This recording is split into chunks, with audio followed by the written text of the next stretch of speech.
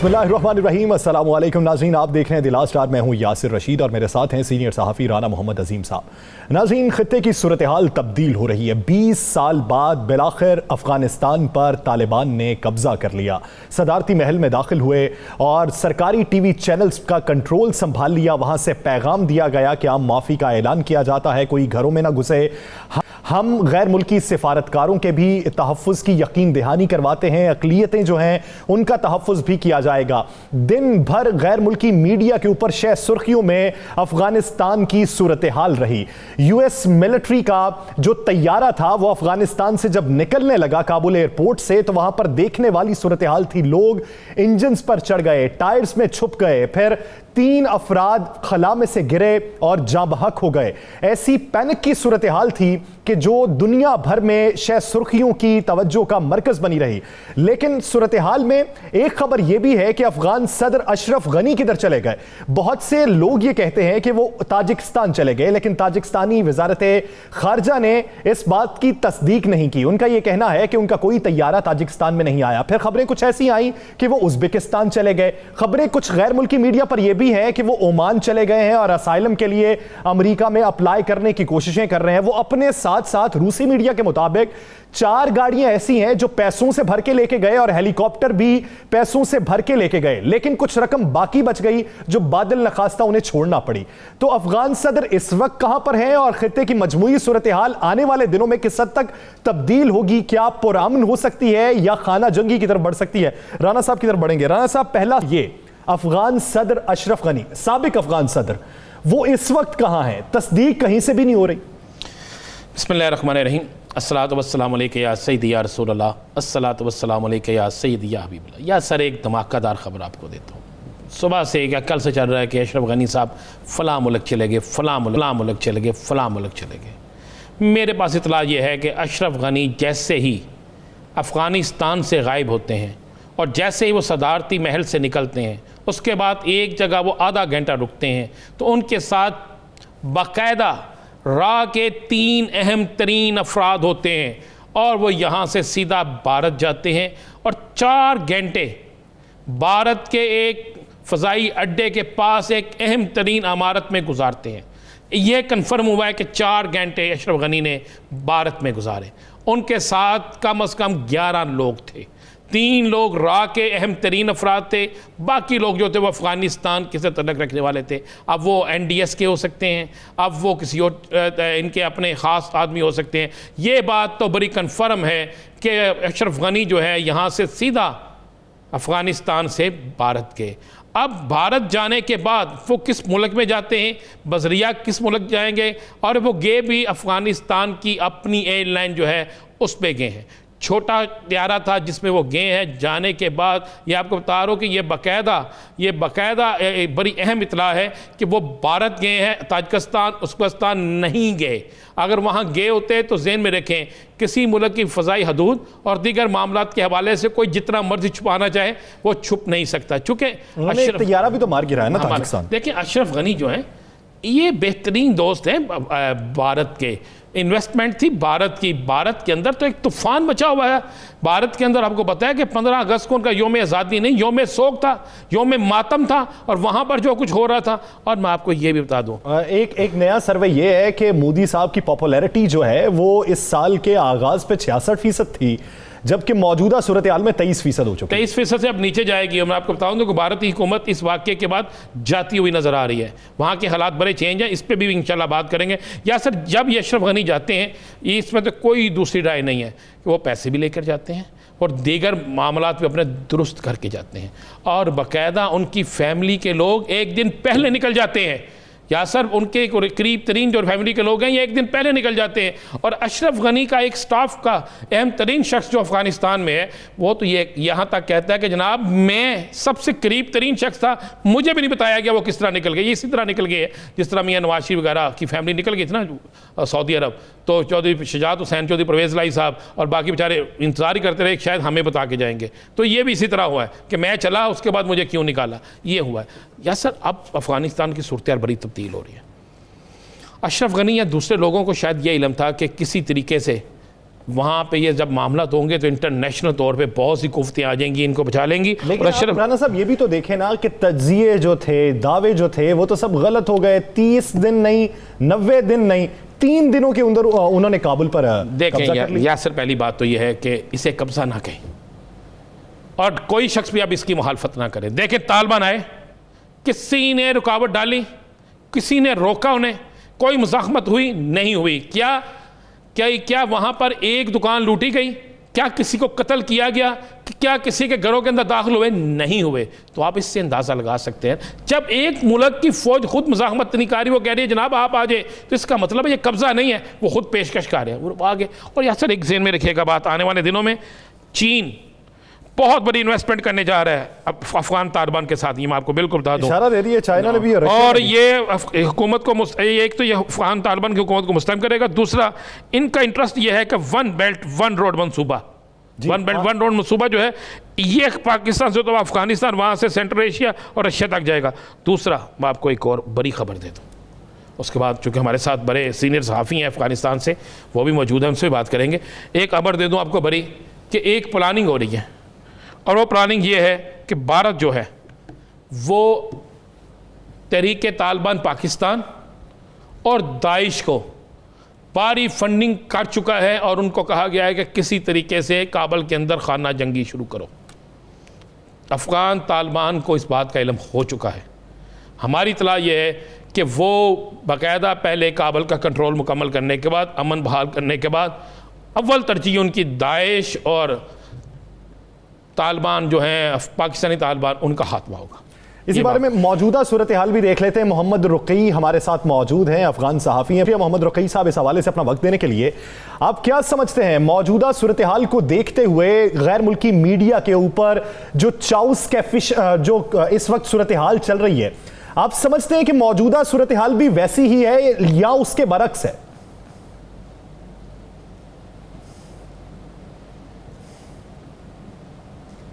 मोहम्मद रुकई साहब, आवाज आ रही है आपको?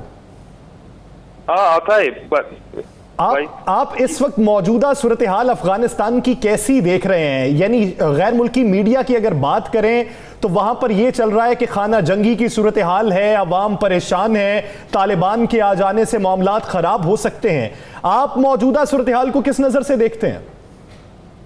अभी तो भाई यहाँ कोई प्रॉब्लम नहीं, क्योंकि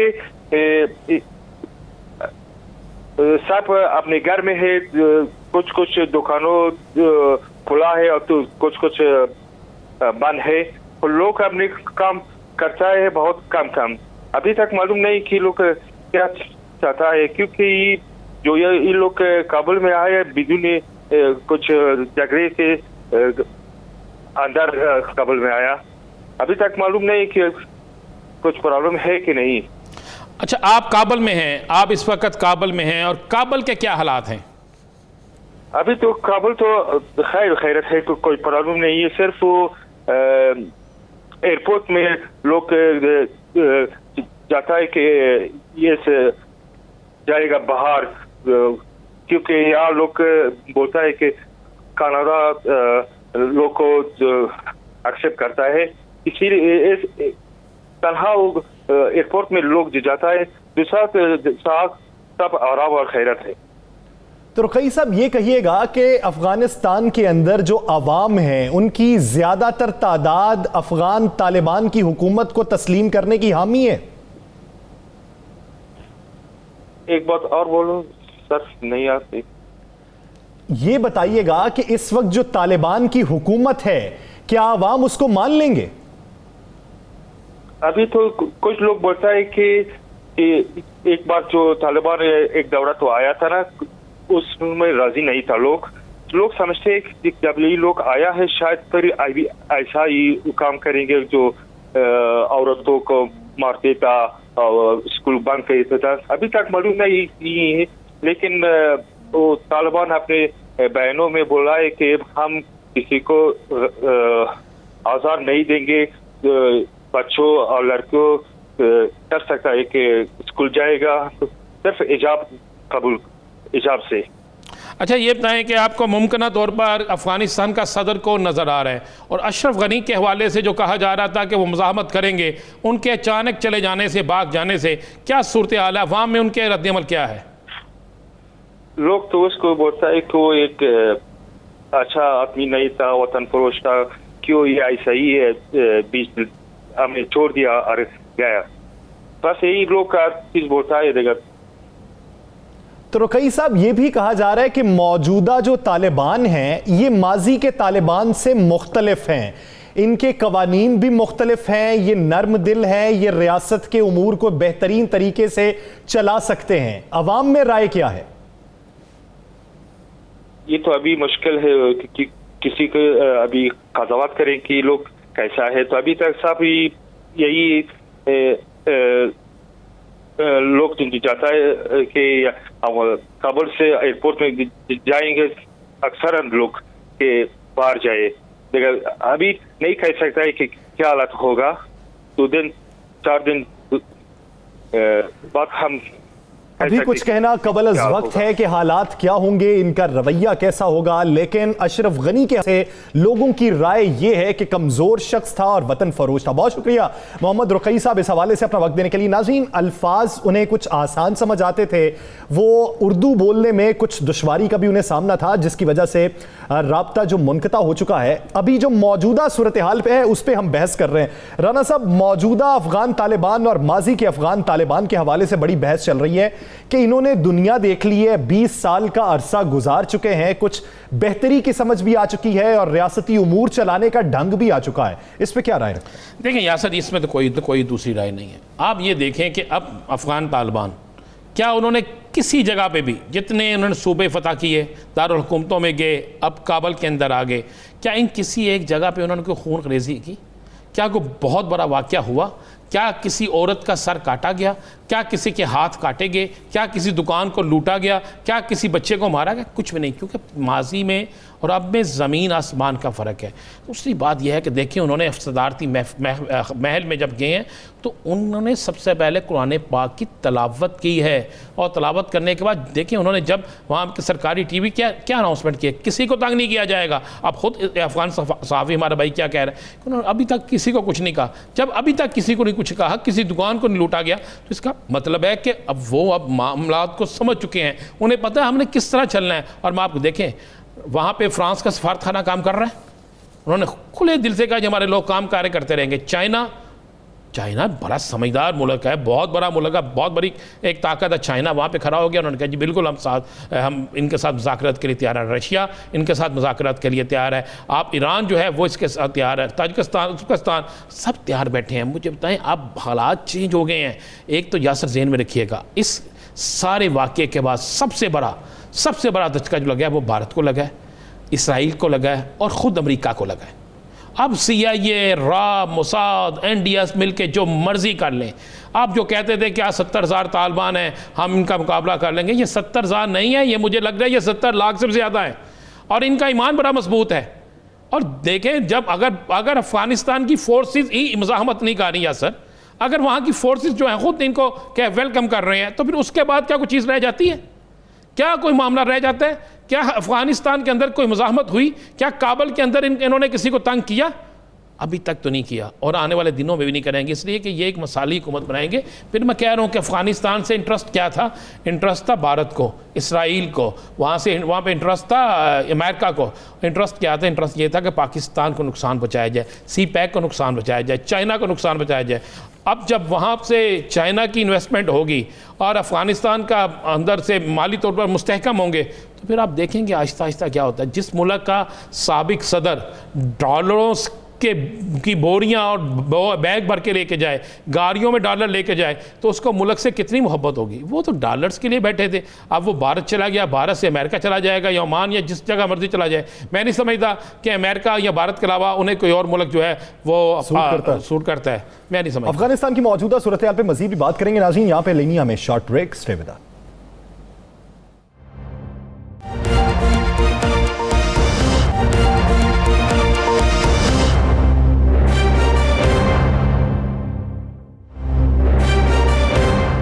वेलकम बैक नाज़रीन। अफगानिस्तान की सूरत हाल पर मजीद बात करेंगे। इसी बारे में हम ज्वाइन कर चुके हैं सीनियर सहाफ़ी और तजियाकार आरिफ हमीद भट्टी साहब। भट्टी साहब, बहुत शुक्रिया आपके वक्त का। भट्टी साहब, इस वक्त जो मौजूदा सूरत हाल अफगानिस्तान की दिखाई दे रही है, आपको अफगानिस्तान का मुस्तकबिल क्या लगता है? क्या आप समझते हैं कि तालिबान बेहतरीन तरीके से मईशत भी चला सकते हैं, इंफ्रास्ट्रक्चर भी बेहतर कर सकते हैं और हमसाया ममालिक से ताल्लुकात भी बेहतरीन तरीके से उस्तवार कर सकते हैं? जी, जिस तरह 20 साल अमेरिका ने लेटेस्ट टेक्नोलॉजी के साथ उन्हें नुकसान पहुंचाने की कोशिश की और अल्लाह नबी मोहम्मद के नाम से लेकर तालिबान ने जिस तरह उनका मुकाबला किया, आज अफगानिस्तान की सरजमीन पर एक ऐसी बिल्डिंग नहीं जहां तालिबान का परचम नहीं लहरा रहा, जहां अमेरिका पूरी दुनिया की ताकत लगा कर नहीं कर सका। जिस तरह भट्टी साहब भी बात कर रहे हैं कि 20 साल बेहतरीन टेक्नोलॉजी का मुकाबला तालिबान कर सकते हैं, तो वो बेहतर तरीके से रन भी कर सकते हैं हुकूमत को।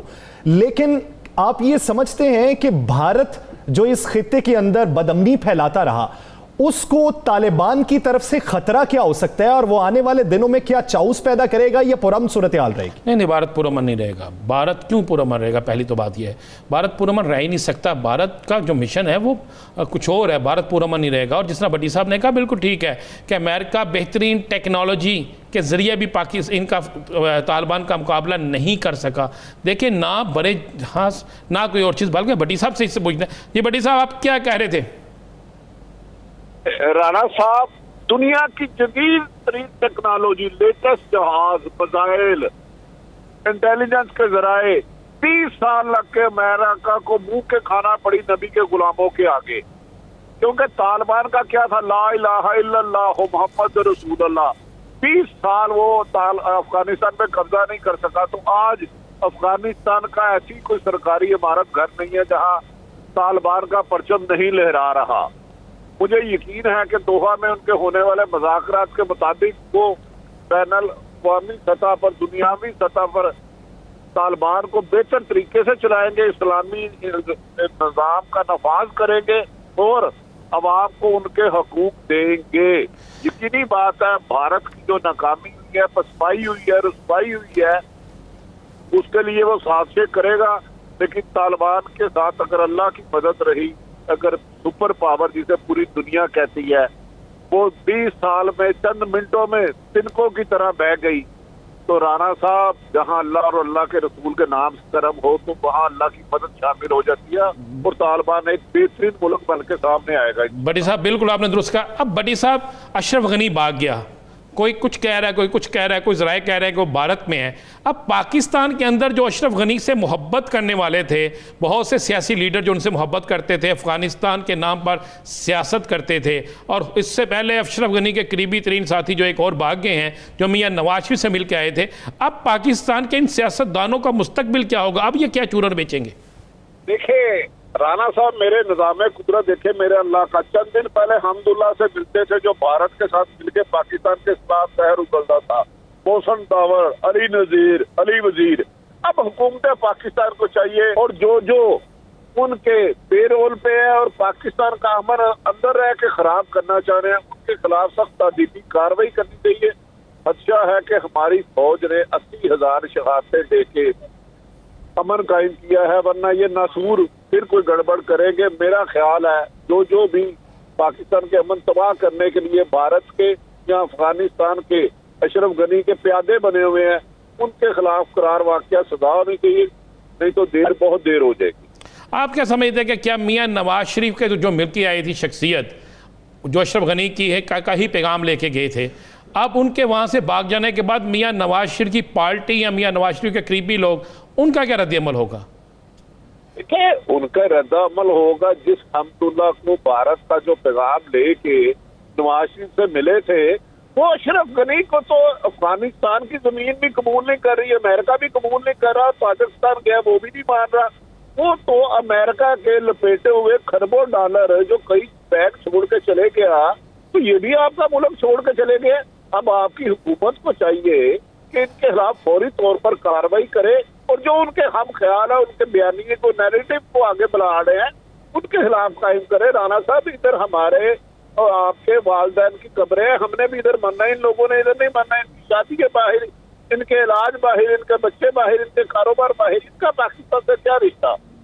भट्टी साहब, आप क्या समझते हैं कि अगर तालिबान की जगह अफगान हुकूमत जो चल रही थी वही चलाती हुकूमत, तो खित्ते की सूरत हाल कैसी होती और पाकिस्तान पे इम्पैक्ट कैसा पड़ता? और अब जब तालिबान की हुकूमत बन चुकी है तो अब इम्पैक्ट कैसा देख रहे हैं?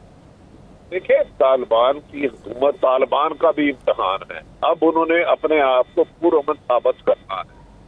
उन पर बहुत ज्यादा आजमाइश आई है। तालिबान के मुल्ला साहब की मैं वो बात सुन रहा था, मसूद साहब की, वो कहते हैं हमारा इम्तहान असल शुरू हुआ है कि लोगों की जानो माल की हिफाजत करना, खवातीन बच्चों को उनके हकूक देना, और चीन के साथ और पाकिस्तान मिलकर तालिबान को, अफगानिस्तान को तरक्की के सिरे में चलाना। 12 साल 20 साल तो अमेरिका ने वहाँ बारूद, हवा में भी बारूद छोड़ दिया, फिजा में भी बारूद छोड़ दिया, जमीन में भी बारूद छोड़ दिया, लेकिन वो नाकाम हुआ। लेकिन मेरा ख्याल अब तालिबान का भी इम्तहान है कि वो बेहतर गवर्नेंस लाए, शहरियों से मिलकर हुकूमत बनाए और लोगों को, आम शहरी को उनके हुकूक दे जिन्होंने 2-3 नस्लें सिर्फ जंग में गुजार दी। अब उन्हें खुशहाली चाहिए और पाकिस्तान के साथ मिलके तालिबान को पाकिस्तान बहुत ज्यादा सपोर्ट कर सकता है। माजी में अब चीन ने भी ऐलान किया है कि वो जो तमीरी से काम करेगा पाकिस्तान के लिए करेगा।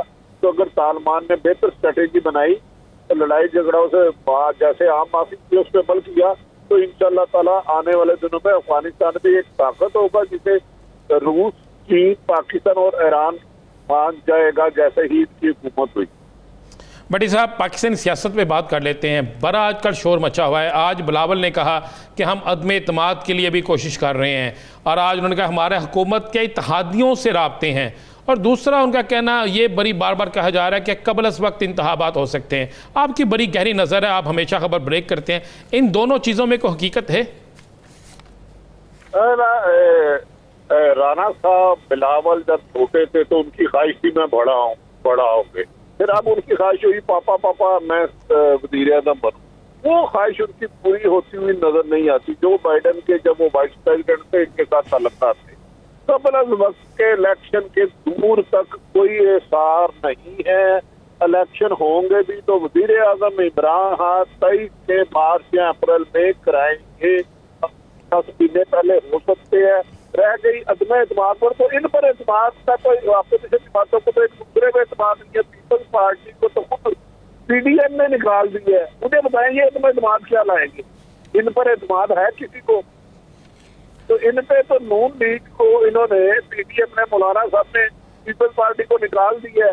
7 पंजाब में इनके लोग हैं कि मुझे बताएं 7 लोगों से अदम एतमाद का कौन सा जादू है कि कितने लोग चाहिए ले आए? भट्टी साहब, उनका ये जो दावा है कि हुकूमती इत्तेहादी हमारे साथ हैं, हुकूमत के अपने लोग हमारे साथ हैं, तो ये क्या ब्लफ गेम है? इनके अपने लोग भी कहते हैं हम पीटीआई के साथ हैं। देखिए, बज़ाहिर पीपल्स पार्टी मेरी नजर में सिंध तक महदूद होकर रह गई है। अपने वर्करों का खून गर्म रखने के लिए, उन्हें ताज़ा दम रखने के लिए बयान देते हैं, क्योंकि पिछले दिनों में वज़ीर आज़म इमरान खान साहब ने कहा था वो सिंध में जाके पीटीआई को मजबूत करेंगे। उसे काउंटर करने के लिए इन्होंने दोबारा एक सोए मुर्दे को खड़ा किया है कि हम अदम एतमाद लाएंगे। भाई अदम एतमाद अगर ला सकते तो ये पहले दिन ले आते। 3 साल कैसे गुजारे इन्होंने? तो दूसरी रह गई नून लीग की बात, तो उनके तो खान में एतमाद नहीं रहा। चाचा भतीजी पे एतमाद नहीं कर रहा, भतीजी चाचे पे एतमाद नहीं कर रही, वो एक दूसरे के बयानिए से लड़ रहे हैं। तो मुझे बताया ना अदम एतमाद कैसे लाएंगे? कैसे नंबर गेम? मुझे थोड़ी कैलकुलेशन करके बताए। जहांगीर तरीन साहब ने इनको रिफ्यूज कर दिया, इनके पास नंबर क्या है? भट्टी साहब, आपने कहा चाचा भतीजी, मरियम बीमार हैं, सेहतयाब होती हैं, तो क्या सेहतयाब होने के बाद दोबारा वो अपने चचा को नीचा करने के लिए या अपने चचा की बयानिए को तोड़ खत्म करने के लिए दोबारा एक्टिव होती नजर आती हैं? राणा साहब, परसों रात मरियम ने अपने हम ख्याल लोगों को बुलाया और उनसे मुलाकात की, और अब उनका कोरोना भी ठीक हो चुका हुआ। वो उन्होंने कहा कि आपको क्या हुआ? आपने शाहिद हकान अब्बासी ने जब मेरे हक में बयान दिया कि नवाज शरीफ से वजाहत मांगेंगे कि 2018 में कितने हमने नहीं, तो राना तदबीर ने बहुत ज्यादा डांटा। तो मरियम ने अम्मू जी को शिकायत लाई, वो तनवीर अंकल ने मेरे बयानिए का तबाह कर दिया है, उन्हें डांटे। तो मैं बताऊं बहुत ज्यादा अक्सरियत मुस्लिम लीग नून की राणा साहब जो 2-3 आपके भी बड़े करीबी दोस्त है, वो मरियम के प्यार मुहाबत कर चुके हैं, नवाज शरीफ को पैगाम दे चुके हैं कि जनाब अगर हम कहते हैं तो सियासत छोड़ देते हैं। मरियम का बयानिया हम और पाकिस्तानी अवाम इकट्ठे नहीं चल सकते, ये मैं आपको खबर दे रहा हूँ यकीन से। पाकिस्तान मुस्लिम लीग नून के अंदर फूट पड़ चुकी है और मरियम नवाज साहिबा के बयानिए के साथ एक बड़ा धड़ा खड़ा दिखाई नहीं देता। बहुत शुक्रिया आरिफ हमीद भट्टी साहब इस हवाले से अपना वक्त देने के लिए। नाजरीन इस पर बात करेंगे एक शॉर्ट ब्रेक के बाद। स्टे विद अस।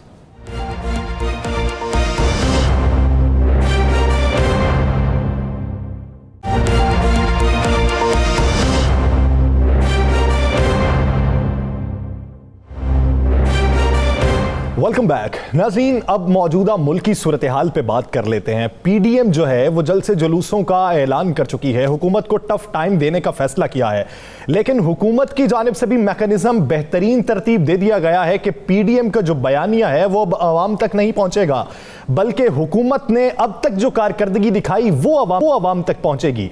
इसी जिमन में पंजाब हुकूमत ने बेहतरीन फैसला किया, फयाजुल हसन चौहान साहब को तर्जुमान पंजाब हुकूमत तैनात कर दिया गया और बाकी तमाम जो तर्जुमान थे उनसे इस्तीफे ले लिए गए।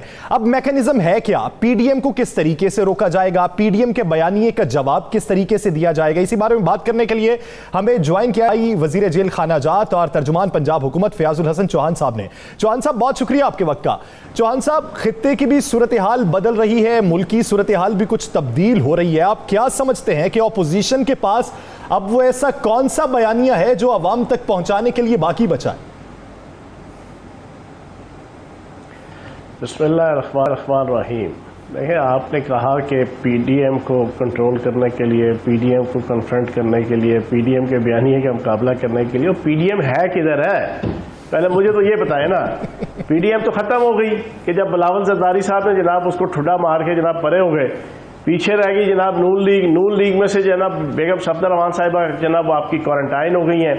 और बेगम सफदर रहमान साहिबा का 3 साल में स्टाइल ये है कि 6 महीने के लिए वो सर्टिफिकेशन कोर्स करने आती हैं और फिर 6 महीने के लिए जब नाकाम और नामुराद हो जाती हैं तो फिर वापस जनाब एक डिप्लोमा करने के लिए क्वारंटाइन हो जाती हैं और सुकून सी जनाब एक खामोशी की ज़िंदगी बसर करना शुरू कर देती हैं। वो इस वक्त जनाब नाकाम और नामुराद होके वो जनाब अपने घर बैठी हुई हैं।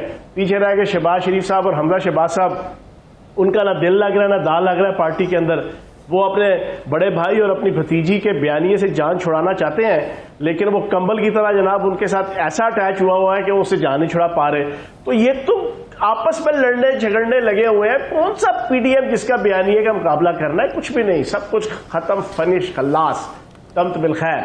अब अगले 2 साल है, इन 2 सालों के अंदर इंशाअल्लाह वजीर आजम पाकिस्तान इमरान खान साहब, वजीर आला पंजाब सरदार उस्मान बुज़दार साहब बड़े अच्छे तरीके से पहले भी खिदमत कर रहे थे और अब दोबारा आपको 2 सालों में बेहतरीन किस्म की परफॉर्मेंस देते हुए नजर आएंगे और उसको हम बयान करते हुए आपके सामने आएंगे। ये सिंपल सी कहानी होनी है। मुहित्ते की सूरत बदल गई। हो गया है। अफगानिस्तान से जो एक बड़ी अहम शख्सियत अफगानिस्तान की मियाँ नवाज शरीफ को मिल के आई और मियाँ नवाज शरीफ को मिलने के बाद तनकीद का सामना भी करना पड़ा, कश्मीर के इलेक्शन से भी हाथ धोना पड़े, अवामी नफरत का भी इजहार सामने आया। तो अब जो लोग अफगानिस्तान से भाग गए हैं वो भी ये कह रहे हैं मुझे क्यों निकाला, कहीं ये मुझे क्यों निकाला वाले सब इकट्ठे तो नहीं हो रहे? देखो, बात यह है कि अफगानिस्तान की तो जो इस वक्त हालात हैं उसके ऊपर पाकिस्तान की वजारत खारजा ने और पाकिस्तान की सिविल और मिलिट्री इस्टेब्लिशमेंट ने पूरी नज़र रखी हुई है। और हमारा तो पिछले कई दिनों से एक स्टैंस है कि हमारा तो वहाँ कोई फेवरेट नहीं है। हमारा फेवरेट है अफगानिस्तान का अमन, और अमन अफगानिस्तान हमारा फेवरेट है। अवाम जो अफ़गानी है उनकी सोच और उनके एतमाद वाली हुकूमत जो है वो हमारा फेवरेट है। और फिर सबसे इम्पॉर्टेंट चीज़ ये है, पाकिस्तान का फेवरेट ये है कि अफ़गानिस्तान दुनिया के किसी मुल्क के ख़िलाफ़ और पाकिस्तान के ख़िलाफ़ दहशत गर्दी के लिए उसकी सरजमीन इस्तेमाल ना हो। हमारा तो फेवरेट ये चीज़ है और इसमें इंटरनेशनल कम्युनिटी भी यही चाहती है, अक़वाम मुत्तहिदा भी यही चाहती है, अमेरिका भी यही चाहता है, यूरोपियन कम्युनिटीज़ भी यही चाहती है और हम भी यही चाहते हैं। अब ये आने वाले दिनों के अंदर चीज़ें क्लियर होंगी। इब्तदाई जो 2-4 दिन की हैं उसमें तो बड़ा पॉजिटिव एक जेस्चर मिला है कि वो पुरानी एक्सट्रीमिज़म कम अज़ कम इन तालिबान में नहीं है जो पहले इनकी एक्सट्रीमिज़म होती थी कि आपने औरतों के हवाले से पाबंदियाँ लगाना, कत्ल गारत गरी और ज़बरदस्ती की चीज़ें करना, वो जो एक दो दिन से चीज़ें नज़र आ रही हैं, तो मैं ज़ाती तौर पे समझता हूँ कि शायद उन्होंने पिछले कुछ मामलात से सीखा है। और अब जो इन्होंने नया फरमान जारी किया है कि औरतों की और बच्चियों की तालीम के ऊपर कोई पाबंदी नहीं होगी, तालीमी इदारे खुले रहेंगे, किसी के घर में ज़बरदस्ती खुल के कुछ सर्च ऑपरेशन नहीं होगा, तो ये कुछ चीज़ें हैं कि जो मैं ये समझता हूँ कि उनका सॉफ्टवेयर चेंज हुआ है। और सॉफ्टवेयर चेंज जो है ना, वो अपनी मर्जी से हुआ है। सॉफ्टवेयर दो तरीके से चेंज होते हैं, एक ज़बरदस्ती डंडे के जोर पे, एक तजर्बात की रोशनी में इंसान का सॉफ्टवेयर चेंज होता है, किसी गिरोह का, किसी अदारे का, किसी मुल्क का, किसी माशरे का, किसी फर्द का। तो जो तजर्बे की बुनियाद पर सॉफ्टवेयर चेंज हो, वो बड़ा जबरदस्त चीज होती है। अच्छा चौहान साहब, हमारा तो फेवरेट बदलती सूरत हाल है, अफगानिस्तान के हालात हैं, पाकिस्तान के अंदर खित्ते की सूरत हाल को देखते हुए फैसला साजी हो रही है, तो दूसरी तरफ पीपल्स पार्टी ने आज CEC का इजलास बुलाया था, तहरीक अदम एतमाद पे भी वो गौर कर रहे हैं। दूसरा, अफगानिस्तान के हवाले से, अपनी स्टेटमेंट पॉलिसी के हवाले से वो फैसला साजी कर रहे हैं। तो आप क्या समझते हैं कि ऑपोजिशन को इस सूरत हाल में किस किस्म का किरदार अदा करना चाहिए? और मैं अक्सर दो चार मुहावरे सुनाता हूँ, जो है ना, वो बिल्कुल फिट इनके ऊपर आते हैं। जेब में नहीं है ढेला, देखने चले हैं मेला।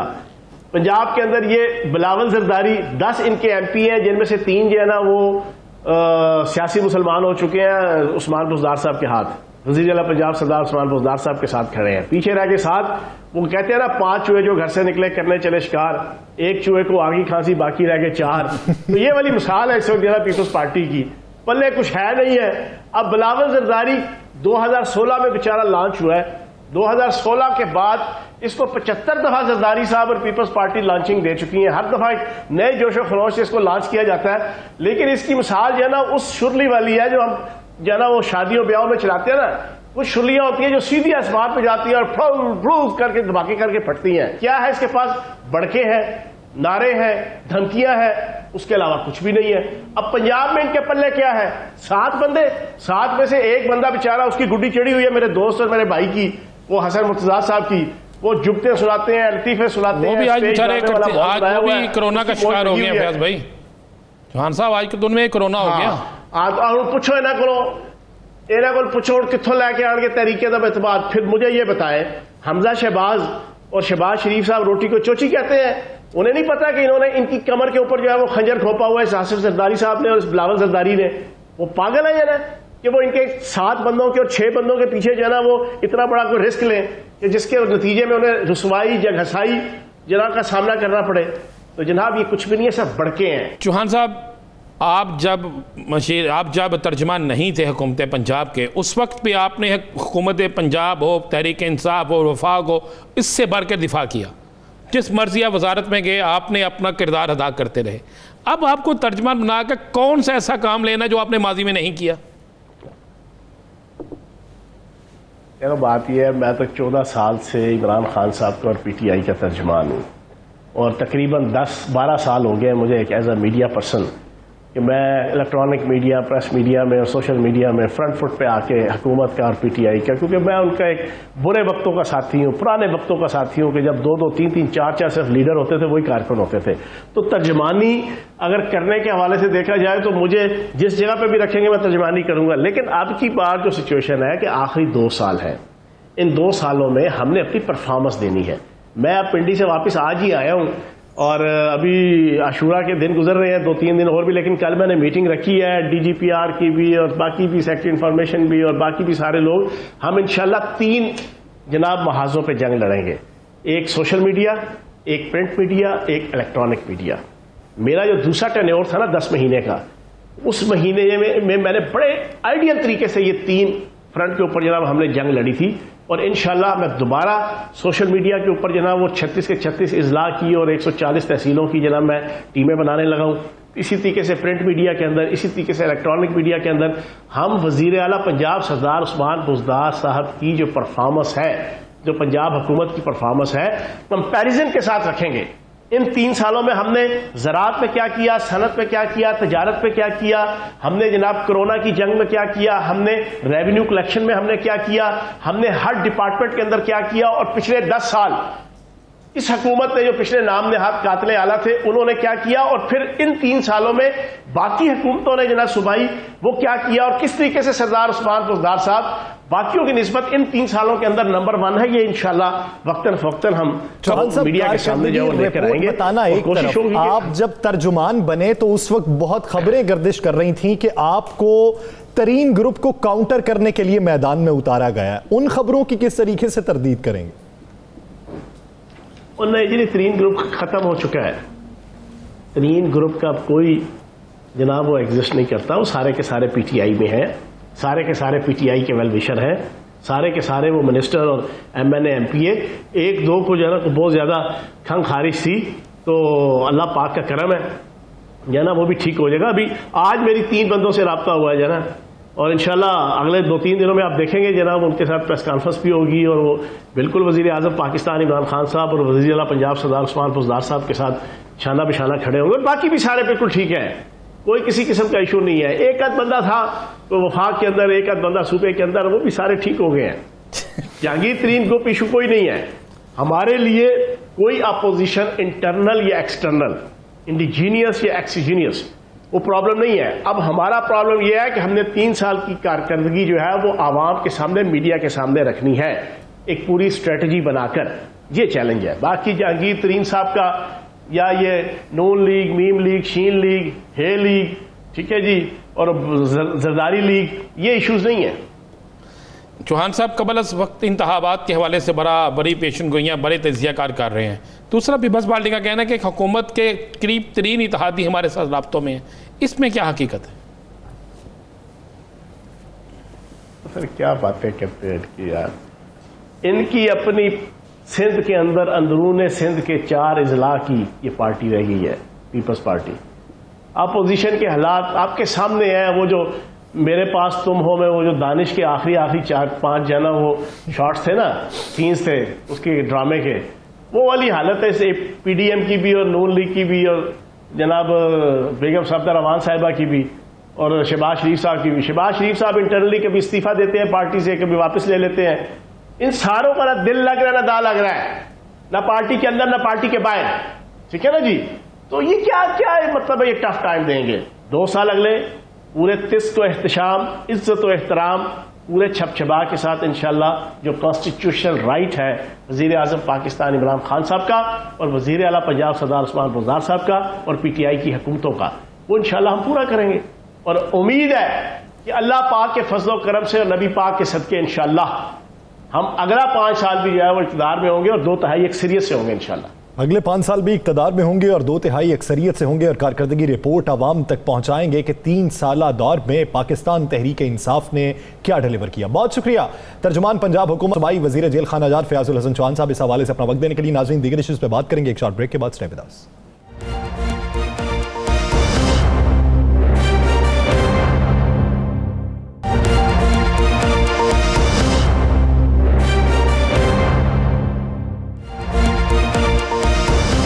Welcome back.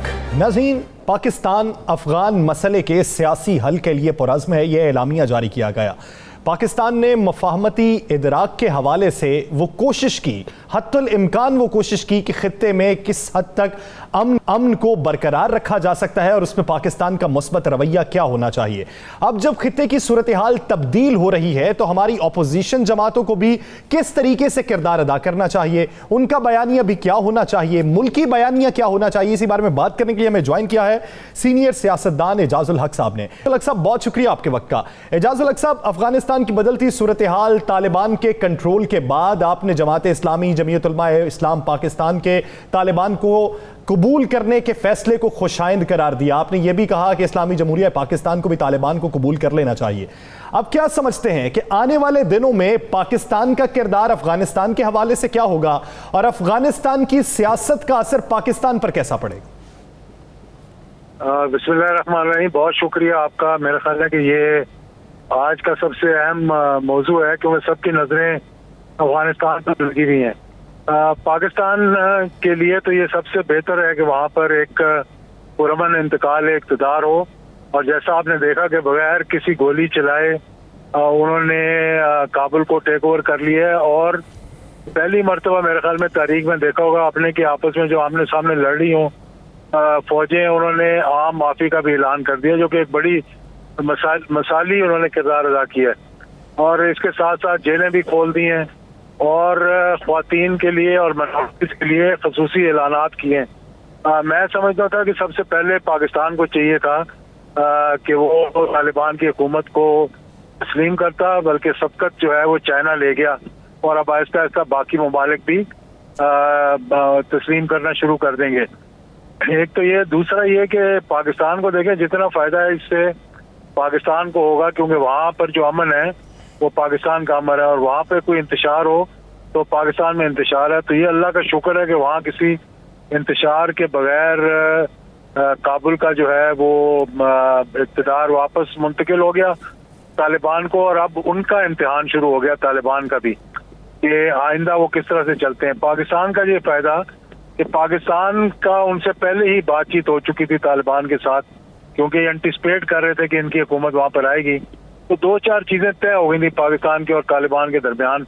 एक तो ये कि ये जो हमारी बाउंड्री है, जो वहाँ पर वॉल बनी है या बाढ़ लगी है, उसको मुतनाज़ नहीं बनाया जाएगा, उसे तस्लीम किया जाएगा, जिससे तालिबान एग्री कर चुके हैं। सही। दूसरा उन्होंने कहा था कि अफगानिस्तान की सरजमीन जो है वो पाकिस्तान के खिलाफ किसी दहशतगर्दी में या किसी पाकिस्तान के खिलाफ, जो जिस तरह माजी के अंदर हिंदुस्तान ने वहाँ पे काउंसिल खाने खोले हुए थे और सारी एजेंसियां जो पाकिस्तान को डिस्टेबलाइज करने के लिए अफगानिस्तान को इस्तेमाल कर रही थी, तो वो उन्होंने अब कह दिया है कि जी ये हमारी सरजमीन पाकिस्तान के खिलाफ इस्तेमाल नहीं होगी। और बड़ी गुडविल है, क्योंकि पाकिस्तान ने भी बड़ा अहम किरदार किया है इस तमाम डायलॉग के दरमियान, कि जितने दोहा के अंदर मुज़ाकरात हुए हैं उसमें पाकिस्तान ने फैसिलिटेट किया, और पाकिस्तान की वो एजेंसी जो कि दुनिया की मानी हुई एजेंसी है, उसका किरदार अपनी जगह एक बड़ा अहम रहा है कि तालिबान के साथ राब्ते, तालिबान को मुज़ाकरात के लिए तैयार करना, और फिर तालिबान ने जिस बुर्दबारी के साथ, जिस सफारतकारी के साथ, जिस स्टेट्समैनशिप से उन्होंने ये सारे मुज़ाकरात किए हैं। देखें, पहली बात तो ये कि अमेरिका ने तालिबान के साथ मुज़ाकरात करके इस बात को तस्लीम कर लिया कि वो एक बड़ी कुव्वत है अफगानिस्तान के अंदर। दूसरी, जो हम बार बार हमारे वजीर खारजा की मैं बात सुन रहा हूँ कल से परसों से, वो लगे हैं कि जी एक ब्रॉड बेस्ड गवर्नमेंट होनी चाहिए। तो मैं ये बात भी बताना चाहता हूँ कि तालिबान ने पहले ही कह चुके हैं कि हम एक ब्रॉड बेस्ड गवर्नमेंट बनाएंगे, वसीउल बेआद जिसको कहते हैं, और उन्होंने माइनॉरिटीज को खसूसी तौर पे ना सिर्फ तस्लीम किया है, बल्कि माइनॉरिटीज ने इस बात का इरादा किया कि हम तालिबान के साथ ज्यादा बेहतर अंदाज में काम कर सकते हैं। और उन्होंने अपनी शूरा के अंदर नॉर्दर्न अलायंस से लोगों को लिए, अहले तशी की नुमाइंदगी है उसके अंदर, इस्माइलियों की नुमाइंदगी है उसके अंदर। तो ये वो तालिबान नहीं है जिससे कि दुनिया खौफजदा थी पहले कि शायद ये कोई ऐसा काम कर देंगे। उस वक्त भी मैं समझता हूँ जितना पुरअमन अफगानिस्तान था शायद कभी भी ना रहा हो माजी के अंदर, लेकिन क्योंकि इस्लामी एमिरेट्स ऑफ अफगानिस्तान, अब उन्होंने नाम दिया उसका अमारात इस्लामी, तो वो इस्लाम के नाम से थोड़े से घबराते हैं जो मगरब के ममालिक हैं। लेकिन अब इंशाल्लाह मैं समझता हूँ कि जब चीन ने उनको तस्लीम कर लिया तो ये एक बहुत बड़ी मार्का रही है। और मैं ये समझता हूँ कि पाकिस्तान को ना सिर्फ तस्लीम करना चाहिए बल्कि पाकिस्तान को तस्लीम करने के हवाले से गवर्नमेंट बैठी है, इस्लामती कौंसिल के इजलास भी हुआ, बहुत जल्द ये सारी चीज़ें सामने आ जाएंगी। अशरफ गनी कहाँ गए? क्या वो भारत में है? अशरफ गनी साहब वहाँ से तो जा चुके हैं, कहीं सेंट्रल एशिया में, ताजिकिस्तान में थे जो आखिरी खबर आई थी। अब वहाँ से वो या तो अमेरिका जाएंगे या तो वहाँ से तो इनकार हो गया ना, उन्होंने तो तरदीद कर दी है। हाँ, उन्होंने कह दिया कि यहाँ पे नहीं रह सकते, उन्होंने ये नहीं कहा कि यहाँ पर है नहीं। अब मेरा ख्याल है उनके पास दो ही जगह हैं, एक भारत है और एक अमेरिका है, जहाँ पर वो मेरा ख्याल है इवेंचुअली जाएंगे। तो आप अशरफ गनी साहब के बारे में राय क्या रखते हैं? सदर जब मुंतखब हुए थे उस वक्त एक बम धमाका भी हुआ था, तो उनका बयान ये था कि मैंने बुलेट प्रूफ जैकेट नहीं थी पहनी, मैं यहाँ से भागने वाला नहीं हूँ। अब काबुल पे तालिबान आए तो वो रफू चक्कर होगा। देखें, अशरफ गनी साहब शुरू से ही पाकिस्तान के, उनको महरूम मिन्नत होना चाहिए। जिससे पहले करजई साहब थे और अशरफ गनी साहब, उनका इक़्तिदार में आना पाकिस्तान की एक बहुत बड़ी सपोर्ट थी उनको कि यहाँ पर 35 लाख 30 लाख अफगान मुहाजिरीन ने उनको फुल सपोर्ट किया, यानी कि सारे अपने वोट जो है उनके बक्सों में डाले थे और उसमें भी पाकिस्तान का बड़ा अहम किरदार था। उसके बाद उनके जो स्पोक्स पर्सन थे अब्दुल्ला, जो अब उनके साथ ही वहां से जा चुके हैं, उन्होंने अशरफ गनी ने जितना हिंदुस्तान के कहने पर पाकिस्तान को बदनाम करने की कोशिश की, जितना पाकिस्तान को डैमेज करने की कोशिश की, जितना पाकिस्तान को डिस्टेबलाइज करने की कोशिश की, मैं समझता हूँ इसकी मिसाल कहीं नहीं मिलती। और ये बड़ी शर्म की बात है कि पाकिस्तान ने इतना सपोर्ट किया अफगानिस्तान को, डायलॉग को, अशरफ गनी की हुकूमत को, यहाँ तक कि आज भी हमारे वजीर खारजा कह रहे थे कि वहाँ पर एक ब्रॉड बेस्ड हुकूमत होनी चाहिए। और आप देखेंगे आगे चलकर कि अशरफ गनी के अलावा जितने बाकी के लोग मौजूद हैं जो उनकी हुकूमत के भी साथ थे, वो तालिबान की हुकूमत में शरीक इक़्तिदार होंगे। आपने कहा जो अशरफ गनी के साथ थे वो तालिबान की हुकूमत में शरीक इक़्तिदार होंगे, तो क्या अफ़गान फ़ौज के जो अहम तरीन अफराद हैं या जो दीगर अफराद हैं जो बिल्कुल रज़ाकाना तौर पे पीछे हट गए, क्या आप देख रहे हैं कि आने वाले वक्त में वो भी तालिबान की हुकूमत में शामिल होंगे, वो भी फ़ौज का हिस्सा होंगे? बिल्कुल बिल्कुल बिल्कुल, मैं ये समझता हूँ कि वो ना सिर्फ हुकूमत में शामिल होंगे बल्कि अफगान नेशनल आर्मी जो अब बनेगी, मेरे ख्याल में उन्होंने जब आम माफ़ी का ऐलान किया है तो इसका मतलब है कि उन्होंने खुले दिल से सबको तस्लीम किया है और किसी को वहाँ फिक्र की जरूरत नहीं। जैसे साहब एक आखिरी सवाल, दाइश और तहरीक तालिबान पाकिस्तान ये अफगानिस्तान के अंदर मौजूद हैं, काबुल में इनके अड्डे मौजूद हैं, इनके ज़रिए सुनने में आ रहा है कि भारत और CIA वहाँ पे खाना जंगी करवाने जा रहा है, तो क्या इनको भी कंट्रोल कर लिया जाएगा? देखें, जब अमेरिका नहीं खड़ा हो सका, 40 ममालिक की फौज नहीं खड़ी हो सकी, तो ये तो सारे नाम नेहाद दहशतगर्द थे जो कि अमेरिका की और भारत की और इजराइल की हिमा पे वहाँ पे काम कर रहे थे। तो इनकी तो अब कोई मेरे ख्याल में हैसियत ही नहीं है कि वहाँ पर वो तालिबान के मुकाबले में कुछ दहशतगर्दी वहाँ करवा सके। और अभी आप देखेंगे कि उन्होंने तालिबान ने बहुत जल्द ये ऐलान करना है कि किसी के पास सिवाय सिक्योरिटी फोर्सेस के वहाँ वेपन नहीं होंगे। हर किसी को अपने बुलेट्स, अपनी बंदूकें, अपनी क्लैशनिकोवें, अपने जो असला है वो जमा करवाना पड़ेगा। और उसके बाद आप देखेंगे कि एक पुरअमन अफगानिस्तान माजी की तरह सामने आएगा, माजी की तरह एक पुरअमन अफगानिस्तान सामने आएगा जो खित्ते के लिए भी बेहतरी का बायस बन सकता है। बहुत शुक्रिया इजाज़ुल हक साहब इस हवाले से अपने के लिए। नाज़रीन, द लास्ट आवर से मुझे और राना अजीम साहब को दीजिए इजाज़त। अल्लाह के बाद।